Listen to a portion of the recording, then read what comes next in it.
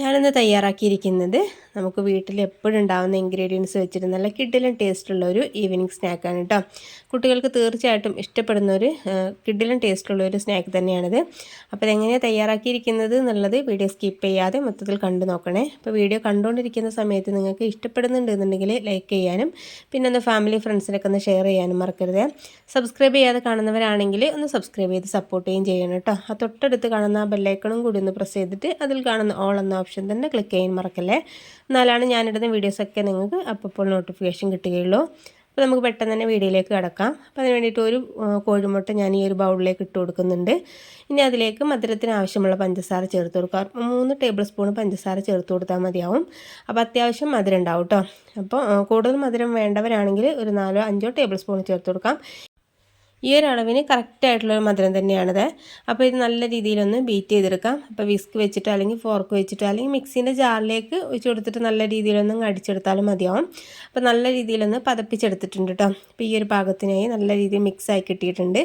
ഇനി ഇതിലേക്ക് നമ്മൾ മാറ്റി വെച്ചിരിക്കുന്ന റവയാണ് ഇട്ട് കൊടുക്കുന്നത് കേട്ടോ. റവ നമുക്ക് ഇതിലൊരു 7 ടേബിൾ സ്പൂൺ, ഒരു കപ്പ് റവ എടുത്തിട്ടുണ്ട്. അത് ഇതിലേക്ക് ഇട്ട് കൊടുക്കുന്നുണ്ട്. പിന്നെ വറുത്തതാണെങ്കിലും വറുക്കാത്തതാണെങ്കിലും കുഴപ്പമൊന്നുമില്ല കേട്ടോ. അങ്ങനെ ഡയറക്റ്റായിട്ട് ഇട്ട് കൊടുത്താൽ മതി. പിന്നെ 2 ടേബിൾ സ്പൂൺ പാൽപ്പൊടിയാണ് ഇട്ട് കൊടുക്കുന്നത്. പാൽപ്പൊടി ഓപ്ഷനിലാണ് കേട്ടോ, കയ്യിലുണ്ടെന്നുണ്ടെങ്കിൽ ചേർത്ത് കൊടുത്താൽ മതിയാവും. പിന്നെ കുറച്ച് ഏലക്കായ പൊടിച്ചത് കൂടി ചേർത്ത് കൊടുത്തിട്ടുണ്ട്. ഇനി മധുരം ഒന്ന് ബാലൻസ് ചെയ്യാൻ വേണ്ടിയിട്ട് ഒരു നുള്ളു ഉപ്പ് ചേർത്ത് കൊടുത്തിട്ടുണ്ട്. പിന്നെ ഒരു കളറിന് വേണ്ടിയിട്ടാണ് മഞ്ഞൾപ്പൊടി ചേർത്ത് കൊടുക്കുന്നത്. അപ്പോൾ കുട്ടികൾക്ക് കൊടുക്കാനുള്ളത് നമ്മൾ വീട്ടിലുണ്ടാക്കുന്നതാണല്ലോ. അപ്പോൾ അതിന് വേണ്ടിയിട്ട് മഞ്ഞൾപ്പൊടി മാത്രം ചേർത്ത് കൊടുത്താൽ മതി. കളറൊന്നും ചേർത്ത് കൊടുക്കേണ്ട ആവശ്യമൊന്നുമില്ല. നല്ല രീതിയിലൊന്ന് മിക്സാക്കി കൊടുക്കുന്നുണ്ട്. ഞാൻ ഈ ഒരു വിസ്ക് വെച്ചിട്ട് തന്നെ നല്ല രീതിയിലൊന്ന് മിക്സാക്കി കൊടുക്കുന്നുണ്ട്. അപ്പോൾ ഒന്ന് മിക്സാക്കിയതിന് ശേഷം കൈ വെച്ചിട്ട് തന്നെ ഒന്ന് കുഴച്ചെടുക്കുകയാണ് ചെയ്യുന്നത്. കുഴച്ചെടുക്കുമ്പോൾ നമ്മൾ ചപ്പാത്തീൻ്റെ പൂരിയൊക്കെ ഉണ്ടാക്കുന്ന പോലെ ഡവാക്കി എടുക്കൊന്നും വേണ്ട, ബോളൊന്നും ആക്കി എടുക്കണ്ട. നല്ല രീതിയിലൊന്ന് കുഴച്ചെടുത്താൽ മാത്രം മതിയാവും. അപ്പോൾ അങ്ങനെ കുഴച്ചെടുക്കുന്ന സമയത്ത് നിങ്ങൾക്ക് വെള്ളം കൂടുതലാണ് തോന്നുകയാണെങ്കിൽ കുറച്ച് റവ ഇട്ട് കൊടുത്താൽ മതി കേട്ടോ. അല്ലെങ്കിൽ മുട്ടയുടെ അളവ്, ഇപ്പോൾ ചെറിയ മുട്ടയൊക്കെ എടുക്കുകയാണെങ്കിൽ നമുക്കിത് കറക്റ്റായിട്ടുള്ള ഒരളവിന് കിട്ടില്ല. അപ്പോൾ കുറച്ച് പാലോ അല്ലെങ്കിൽ ഒരു ടേബിൾ സ്പൂൺ വെള്ളം മാത്രം ഒഴിച്ച് കൊടുത്താൽ മതി കേട്ടോ. അപ്പോൾ ഈ ഒരു പാകത്തിന് കറക്റ്റായിട്ട് എനിക്ക് കിട്ടിയിട്ടുണ്ട് കേട്ടോ. ഒരു കോഴിമുട്ടയിൽ തന്നെ ഒരു 7 ടേബിൾ സ്പൂണ് റവ കൂടി ഇട്ട് കൊടുക്കുമ്പോൾ കറക്റ്റായിട്ട് സെറ്റായിട്ട് കിട്ടിയിട്ടുണ്ട്. അപ്പോൾ ഇതാ ഇതുപോലെ ഒന്നങ്ങ് ബോളാക്കി എടുക്കുന്നുണ്ട് കേട്ടോ. അപ്പോൾ ഇതുപോലെ മിക്സ് ആക്കിയതിന് ശേഷം ഓരോ ബോൾസാക്കി എടുത്താൽ മാത്രം മതിയാവും. അപ്പോൾ ഇത് നിങ്ങൾക്ക് ഇഷ്ടത്തിനനുസരിച്ചുള്ള ഷേപ്പിൽ തയ്യാറാക്കി എടുക്കാം കേട്ടോ. ഞാനിത് മൊത്തത്തിൽ ബോൾസാക്കി എടുക്കുകയാണ് ചെയ്യുന്നത്.